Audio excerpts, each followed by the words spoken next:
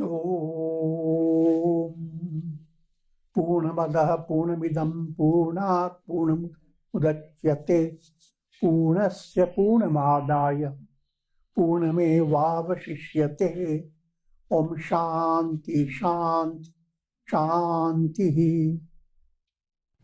ॐ ब्रह्मानन्दं परमसुखदं केवलं ज्ञानमूर्तिं द्वन्द्वातीतं गगनसदृशं तत्त्वमस्यादिलक्ष्यम् एकं नित्यं विमलमचलं सर्वधी साक्षिभूतं भावातीतं त्रिगुणरहितं सद्गुरुं तं नमामि ॐ Salutations to Sadguru, who is Brahman, the giver of supreme bliss, embodiment of pure consciousness, one without a second, vast as the ether, infinite, eternal, beyond the three gunas and their modifications, the supreme preceptor. Yoga Vasishtha Vairagya Prakarana, and we are in section 13, as you remember. Sage Vishwamitra has arrived in the royal palace of King Dasharatha with the intention of having Rama and Lakshmana with him for destroying the demoniac forces each time when he practiced his austerity and performed a yajna. In a storyline, the demons went on throwing muck into the fire. And Vishwamitra had the power to burn them into ashes. But he refrained from it because, according to the storyline, if he did so, then all his austerity will go into void. So he figured out the best way is to have Rama, and Rama is never separated from Lakshmana, Rama and Lakshmana, to perform that task. And as you have seen, King Dasharatha first welcomes Vishwamitra, says, "Oh sage, ask anything, I'll give you." But when sage Vishwamitra says, "I want your sons, Rama and Lakshmana, to assist me in performing the yajna," King Dasharatha was shocked. And then when Vasishtha explained to King Dasharatha that it is for the good of Rama and Lakshmana, and they will be supremely blessed going with Vishwamitra. Then Dasharatha came up with another. But Rama, even though if I let him go with you, but Rama will not be of help, because after his pilgrimage trip, Rama feels internalized. He's not acting in a normal way. Something has gone wrong with his inner life.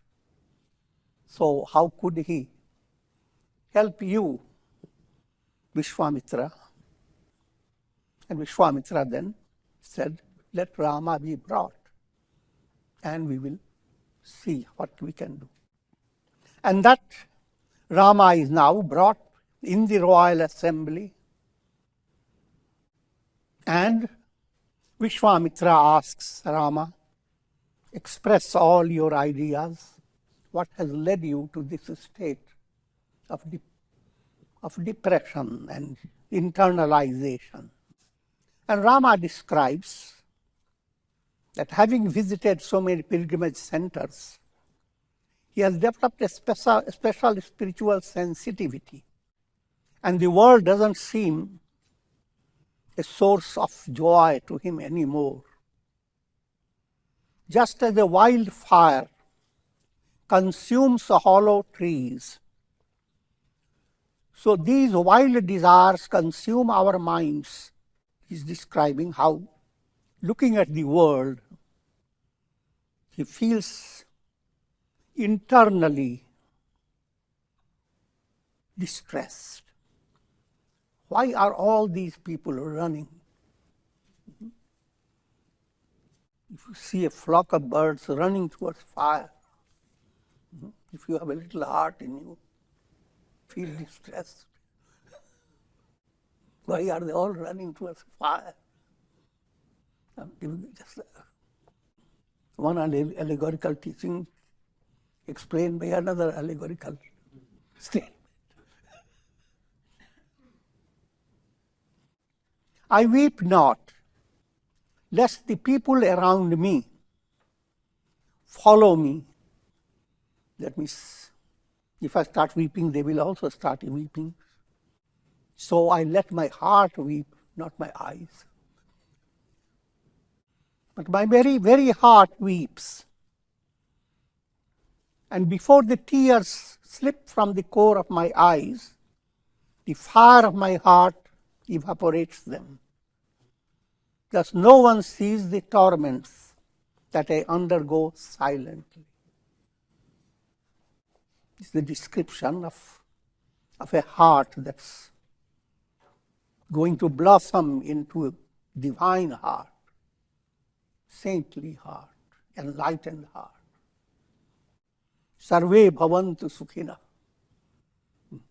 When people encounter problems and sufferings, their heart goes towards how to cure that suffering and keep the near and dear ones comfortable. But your heart does not have another opening within it, that all souls, they are you in different embodiments. All souls are subjected to pain and suffering. And look at it another way. You have gone through countless lives. In each life, you had countless relations, near and dear ones. When you move away from one life to another, your previous relations are cut out of your mind, led by karma. You may be born in the same locality, and your previous life might have been just a few blocks away. You'll be surprised. You can be a medical student studying your own skeleton.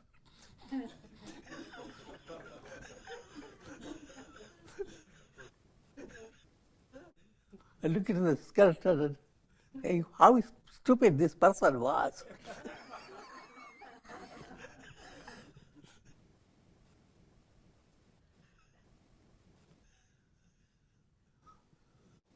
So I'm leading you to understand that's what Yoga Vasishtha has, this project, profound, to bring in your heart that aspiration that lit up the heart of Buddha, the heart of Jesus, the heart of sages and saints. How to allow that aspiration, that love, that cosmic feeling to light up. The same energy that goes in trying to protect things and solve your problems, the same energy withdrawn from petty things, going towards the deepest core of all problems. That's the art to learn through satsanga. Satsangatve nihesangatvam. Move towards sat. We are snoring in the night of ignorance, and thieves are at work.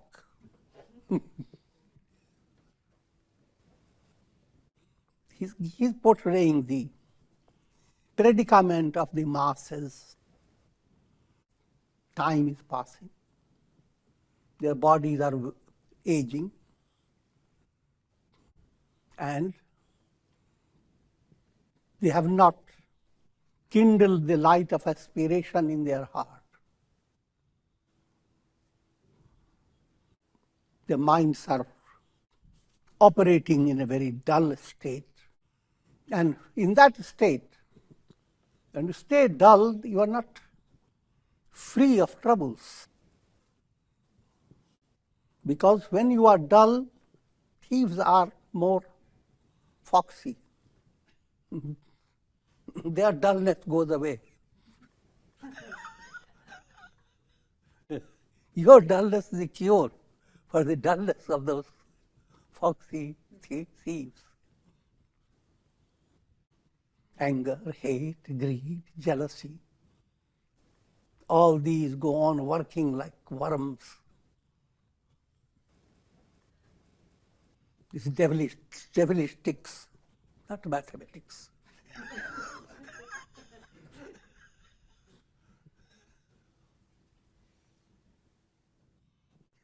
The thieves exist in the form of anger, hatred, greed, lust,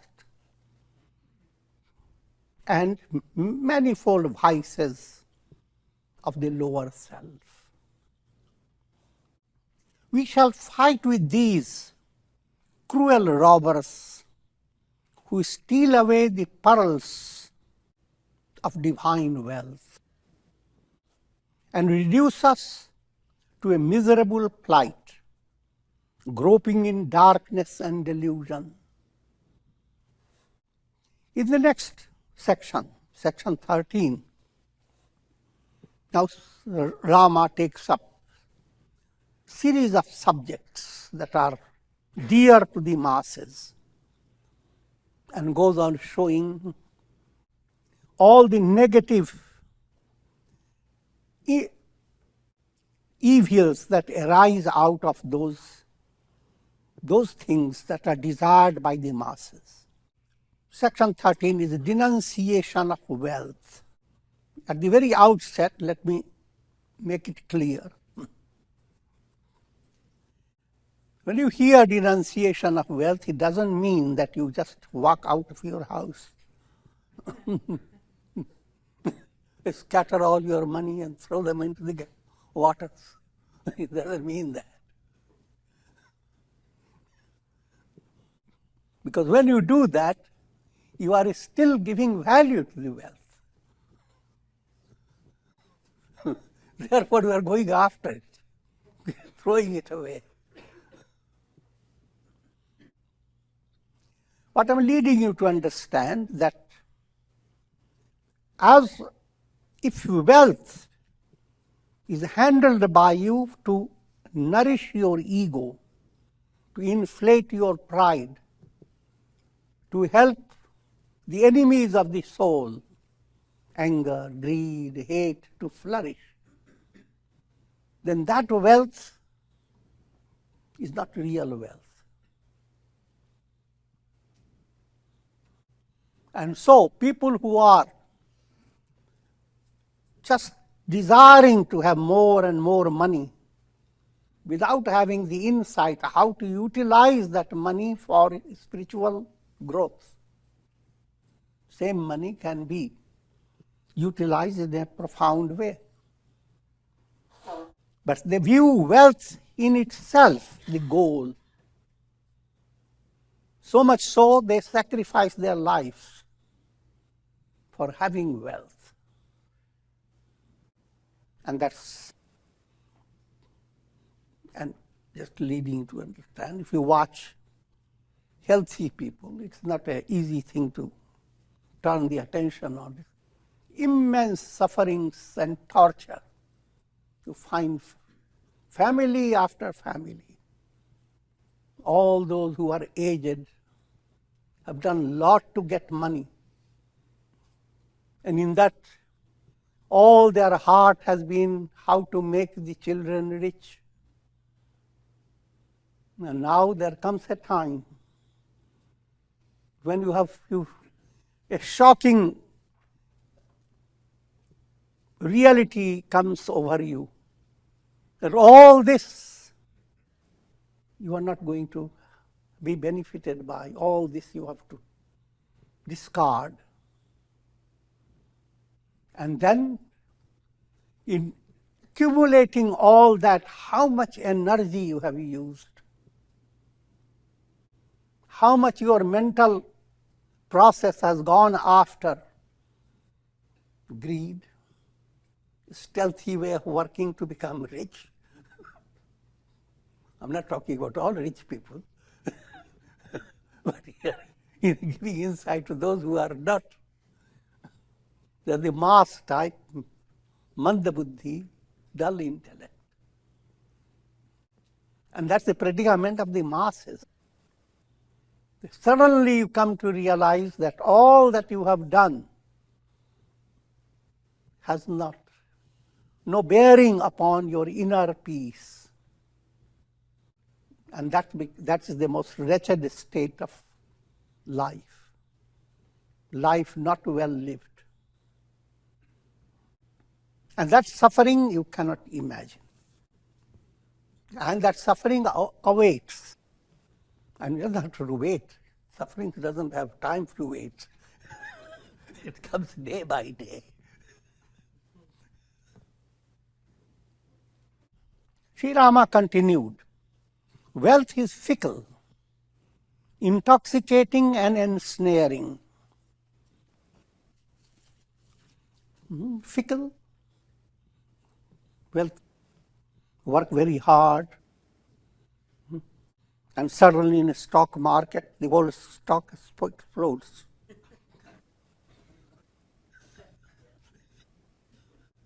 Fickle, not pickle.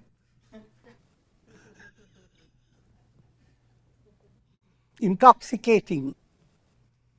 People develop a kind of intoxicated state of mind. I'm rich.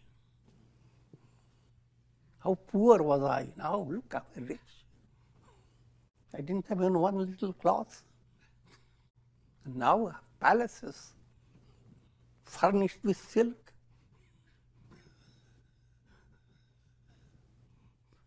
So it's intoxicating and ensnaring. You become a source of praise and glorification, and people are drawn to you because you are rich.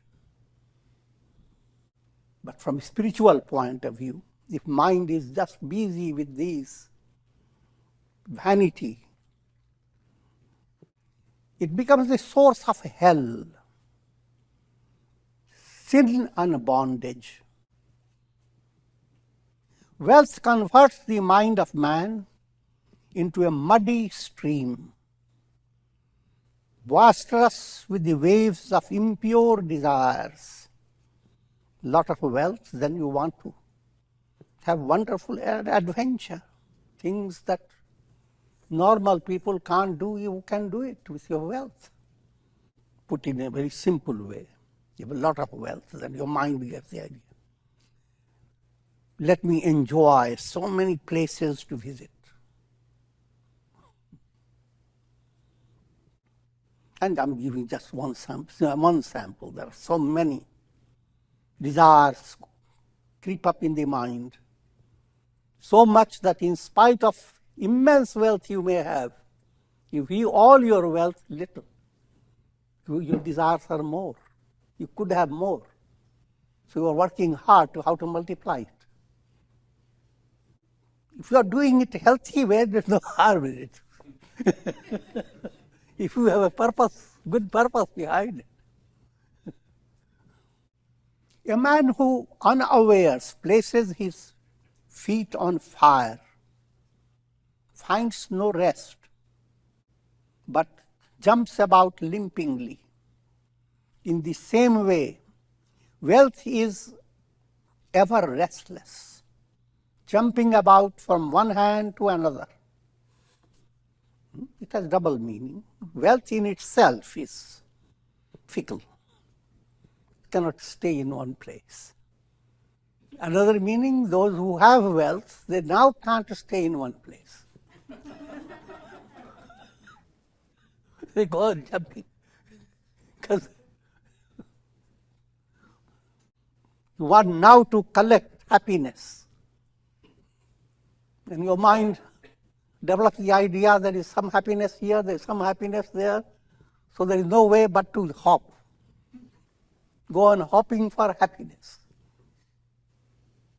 Flame proceeding from an oil lamp blackens the hand that touches it. In the same way, wealth blackens the fair virtues of the heart by creating conceit, selfishness, and hypocrisy. Wealth dilutes the intellect, even of those who are great and virtuous. Wealth is a temptation. Things that tempt your mind.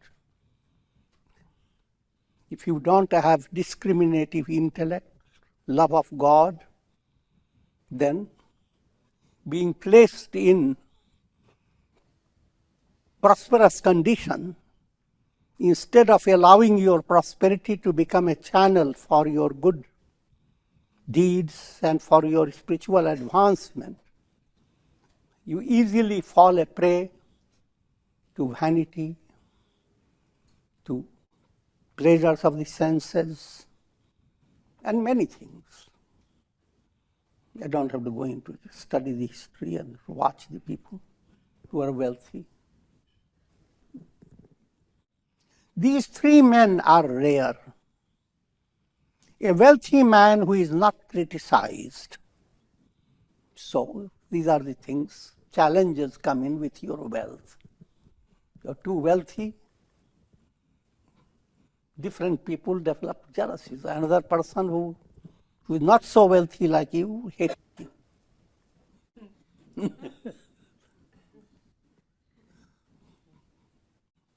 And that's just one point. There are many people criticize you have so much wealth, why don't you give it in charity?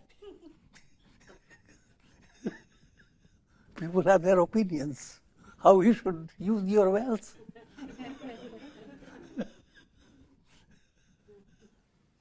So wealthy man is subject to these challenges.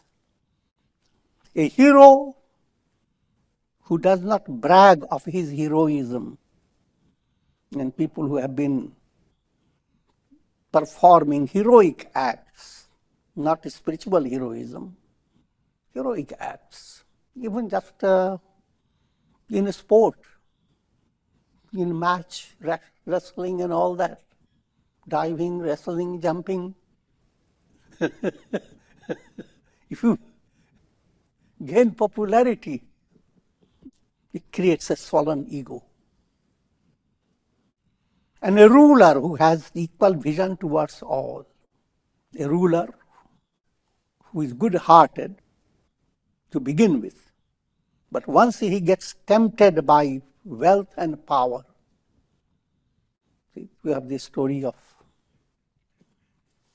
King Nahusha, who was a very virtuous person,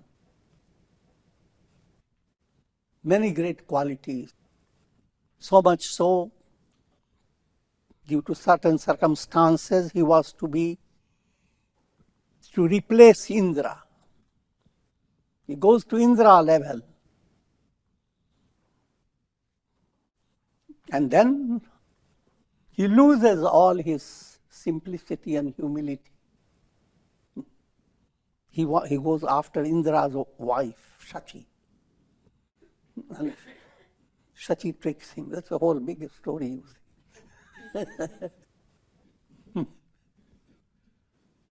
Shachi tells him, you are welcome, but if you come in a old-time palanquin, shouldered by 7 sages, that's Indra's stage is not to look down upon sages. But she says to Nahusha that if you come in that type of setup, 7 sages bringing you to me, then I will welcome you. He said, why 7? I can have 50 sages. I'm Indra. I'm joking also.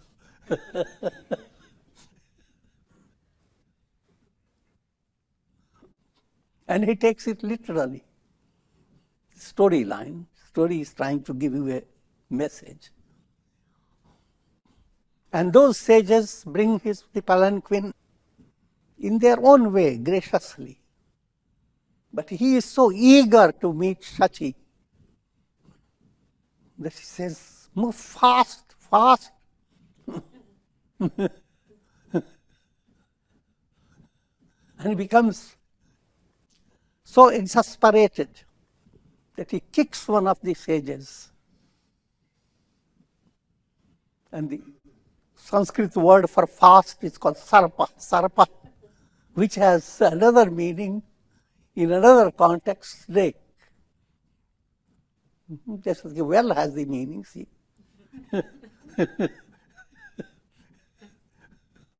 So the sage curses him, may you become a snake. And he becomes a snake, slips out from the chariot. So all that story is given. The moral of the story is that if you have developed wealth, you have been doing good deeds, but if you have not developed love of God, then you are vulnerable to temptations and to downfall. Wealth indeed is the center of pain. It is the abode where dwell the mighty elephants of delusion, who bring untold miseries upon man. Wealth is like the dark night for the flourishing of good actions. Good actions flourish in light. Allegorical term. When your mind is positive, Godward, lit up, good actions flourish. But wealth shuts your mind. Mind begins to develop smoke, darkness. All your intention is how to make the business flourish. A few tricks come into the business, can bring more money, do it.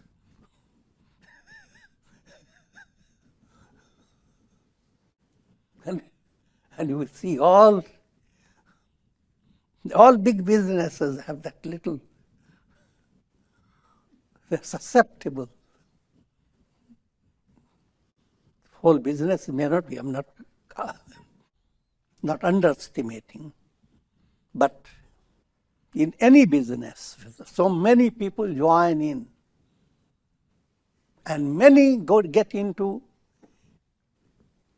trick method. Think of even drug business. Doctors know better, so keep quiet.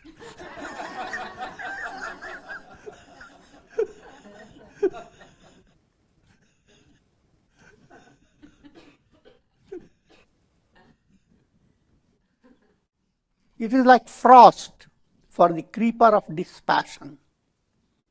Real dispassion, I have explained before, that real dispassion that enables you to turn your attention to enlightenment, liberation, not to the world, but to be free of the cycle of birth and death. That type of dispassion will not arise. Mind has been constantly working with money. It is a dark night, favoring the owls of lust, anger, and greed. These are the 3 gates to hell. Multicolored like a rainbow, It is devoid of substance. Let me give you another illustration of Shah Jahan, the great king with immense wealth. His wife Mumtaz Mahal died. Commemorate her presence and her departure. He built the great Taj Mahal. Immense wealth was used. Even today, people admire how much. It's one of the wonders of the world. But how much joy did he get out of it?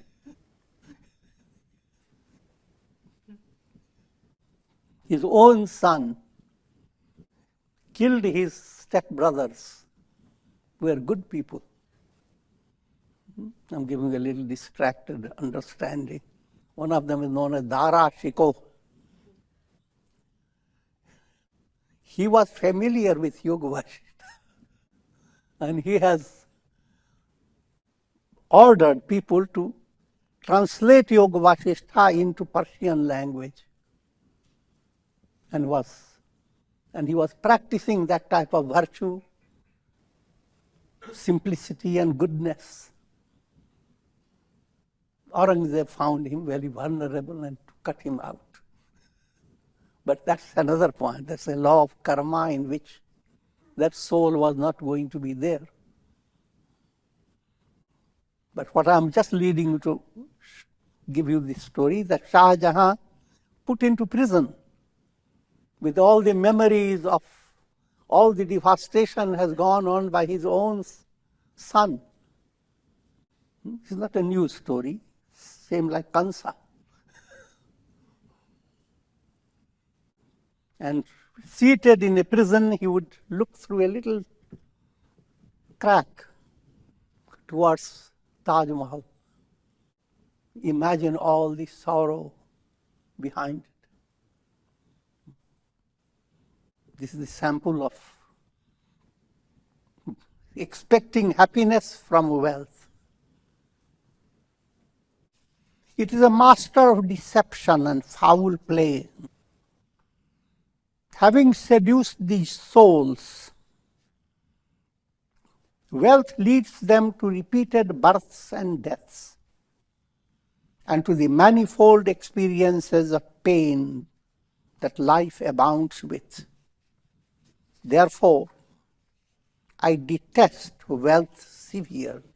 Next section, vanity of life.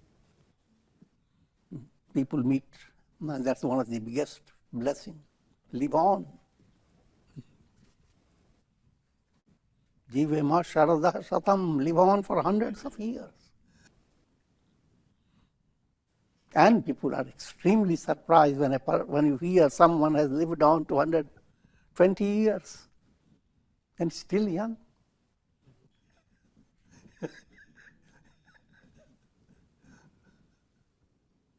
But try to understand how much simply continuing with time, keeping your body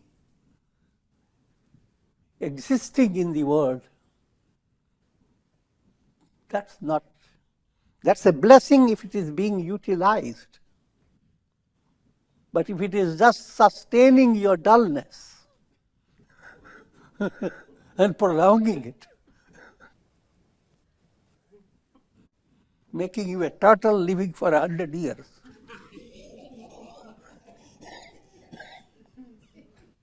or 200 years.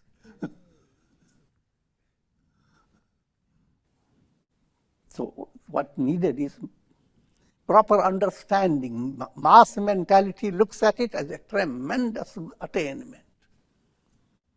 But scriptures have not given value to that. Nachiketa was 5-year-old, and he was the ancient soul. Great personalities, they didn't live long physically. Shankaracharya, Vivekananda, even Jesus, Lord Jesus. So it's not the length of time that you live in that makes you fortunate. It makes you extremely dull if you are not having your purpose fulfilled. You are simply accumulating pain after pain, frustration after frustration. So therefore, mind should not become obsessed with that idea that all that you have to do is to prolong your life. Take Chyawanprash. I've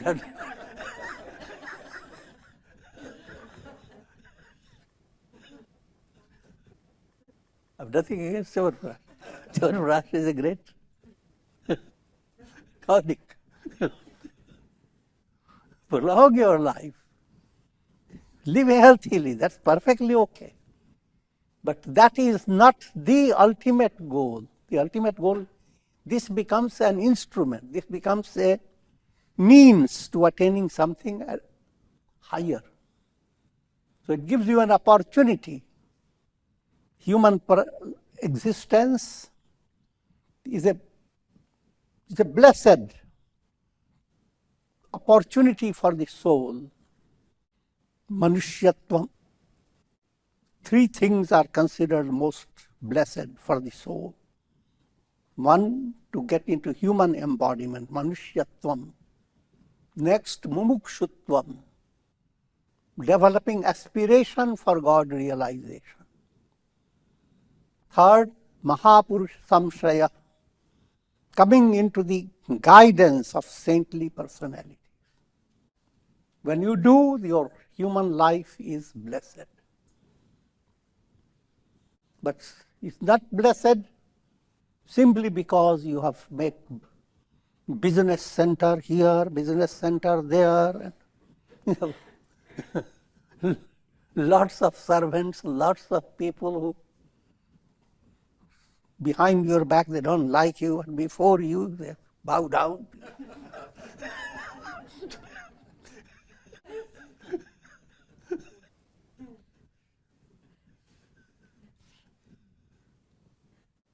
Those whose minds are poisoned by the venom of the serpents of objective pleasure, sense pleasures are called Vishaya Sukha.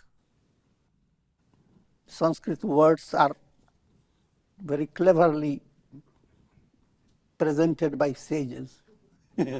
Vishaya has wish behind it. Wish means fire. If you don't handle it correctly, then it will be harmful for you. The definition is the same as medicines. Medical drugs.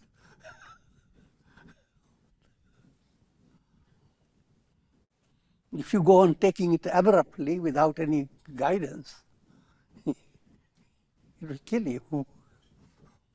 Under guidance, yes, but it has to be under control. Similarly, sense pleasure should not be pursued in a senseless manner.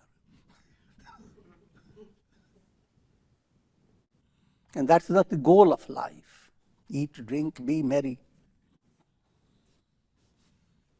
Because then you are missing the profound joy of divine feeling, divine thoughts, inspiring heart filled with inspiration,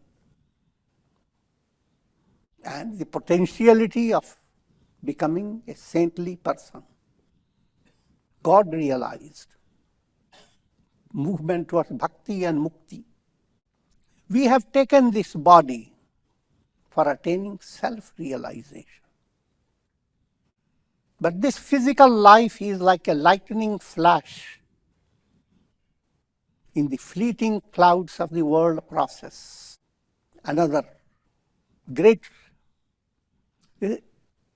conviction that you are going to live on, that conviction, if it is helping you to strengthen your spiritual movement, then that's perfectly fine. But if it is helping you to delay your spiritual goal, I'm just 30 years old. Why should I attain enlightenment?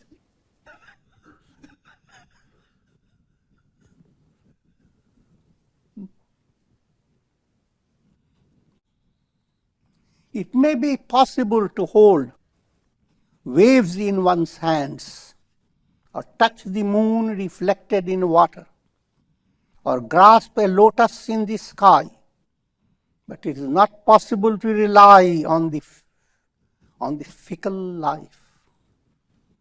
That's another reality. Human life is constantly haunted by death. There are many a slip between the cup and the lip.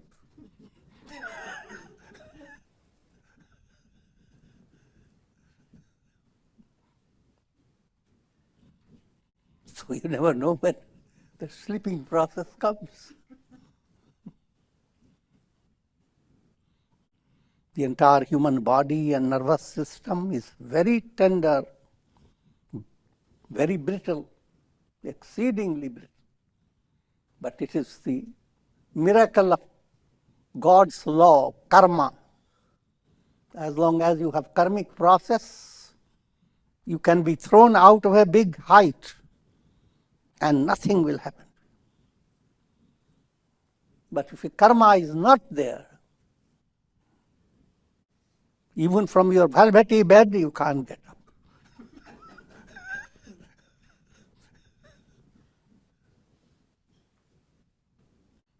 It's in Mahabharata. A spiritual personality asks Yudhishthira questions. And one of the questions was, what's the most surprising thing in this world? And Yudhishthira says, everyone hears about death. Somebody dies every day, but never believes that he is going to die.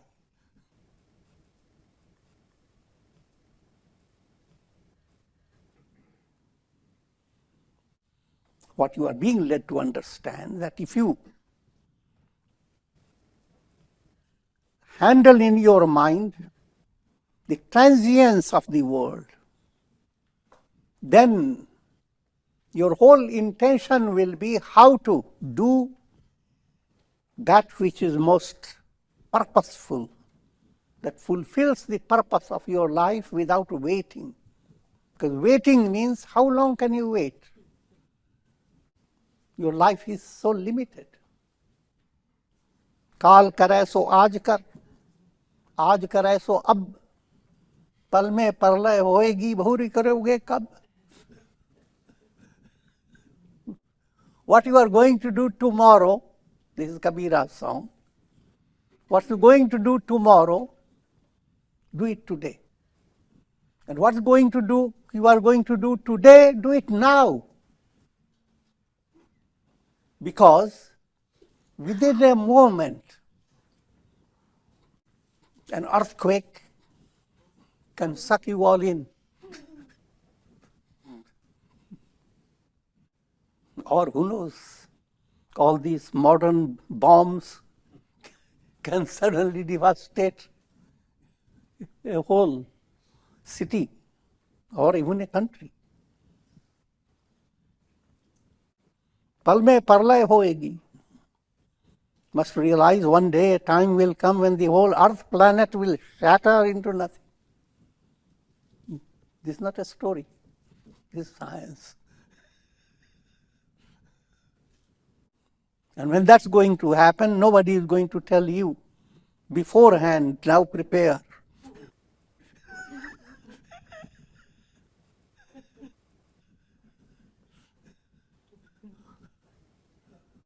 So the message is in the Kabira's teaching, since all this is perishable, keep your mind intent upon doing the most substantial project, the best project for your life, that you must determine and go on doing it. Do not let time just pass. And even in dealing with practical realities, do not go on postponing things for tomorrow. That makes you a dull-wit worker.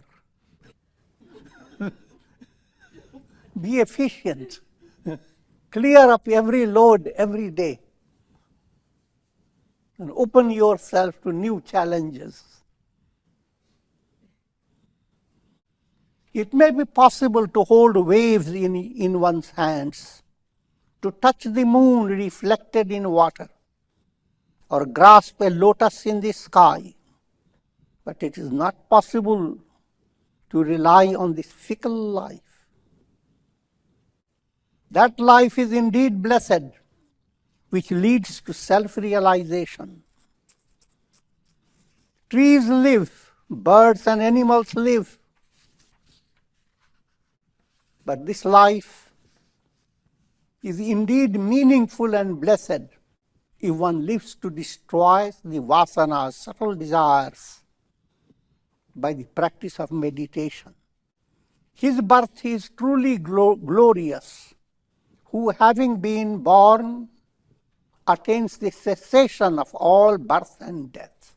That's the greatest success in life. Having been born, you cut the cycle of birth and death. You say goodbye to the possibility of rebirth.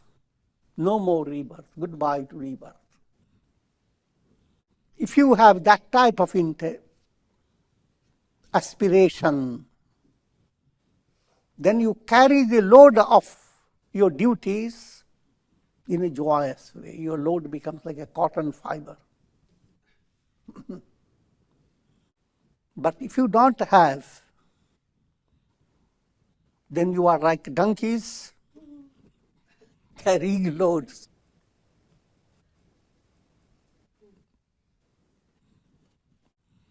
There is a parable.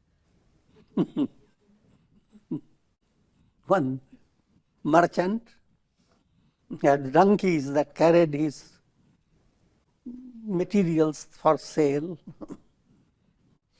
And it used to be, he was a specialist in selling salt. So bags full of salt carried on the donkey's back. Now, it so happened that some wise donkey ducked himself while crossing a river, ducked itself down into the river, and the load became, they evaporated, load dissolves. So that donkey told other donkeys,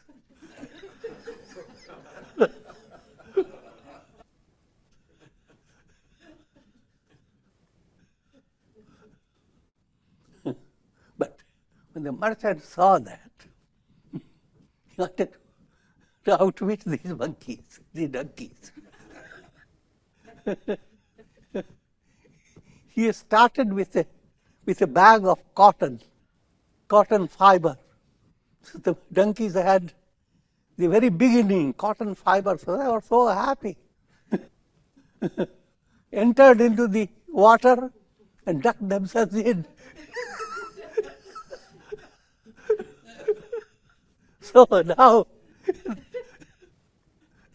the weight was so heavy, and the merchant, on the other hand, drove them in spite of all that, and they had to experience extreme torture. Moral of the story. Everyone comes with a karmic load. And if you are not on the right path, you begin to carry the load, salty load. And if you are following the positive movement, sattva, you are carrying the load of fiber. But there is another point. If sattvic load does not give you a deeper enlightenment, with sattva in your head and you look for happiness in the world, dip into the world, you are committing the same mistake the donkey does with a cotton fiber on its back. With this, I am concluding. Om Purnamadah Purnamidam Purnat Purnamudachyate Purnasya Purnamadaya Purnamevavashishyate. Om Shanti Shanti Shanti. Hari Om.